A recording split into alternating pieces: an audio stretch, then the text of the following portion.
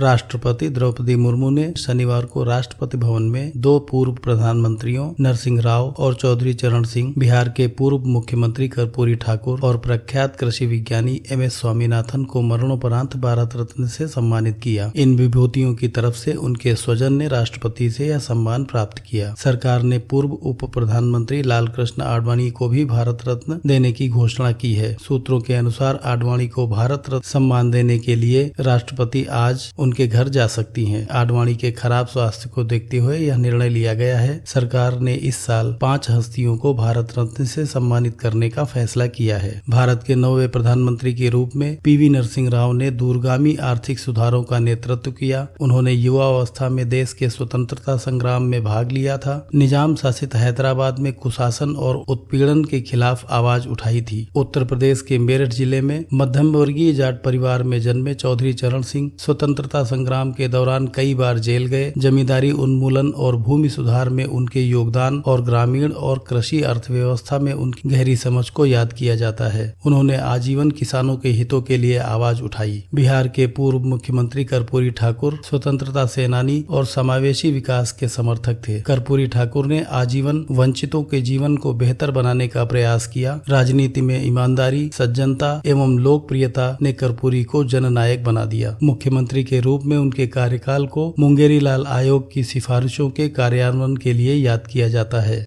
तमिलनाडु में जन्मे MS स्वामीनाथन ने कृषि क्षेत्र की दिशा बदलने और भारत को खाद्यान्न उत्पादन में आत्मनिर्भर बनाने में महत्वपूर्ण भूमिका निभाई। स्वामीनाथन ने अनुसंधान, शिक्षा और नई किस्मों के विकास के लिए कई पहलों का मार्गदर्शन किया और पूरा जीवन सभी के लिए भोजन और पोषण सुरक्षा के लक्ष्य के लिए समर्पित कर दिया।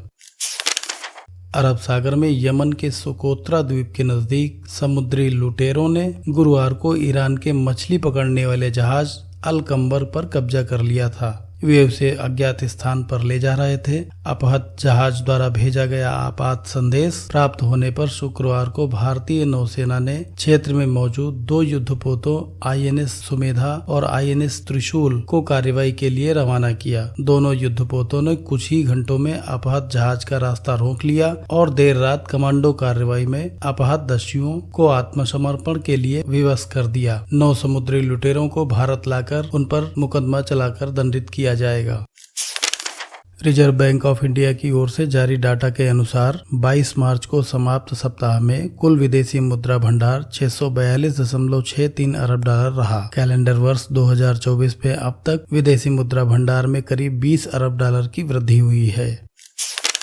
मुंबई के फाइनेंशियल हब में आयोजित एक कार्यक्रम में वित्त मंत्री निर्मला सीतारमण ने चालू वित्त वर्ष की चौथी तिमाही में भारत की विकास दर 8% या इससे अधिक रहने की उम्मीद जताई है।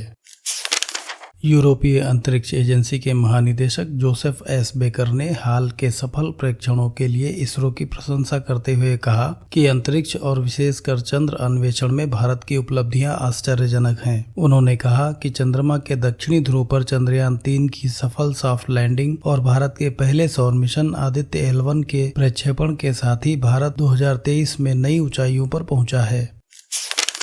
इंडियन प्रीमियर लीग में लखनऊ सुपर जायंट्स ने पंजाब को 21 रन से हराया।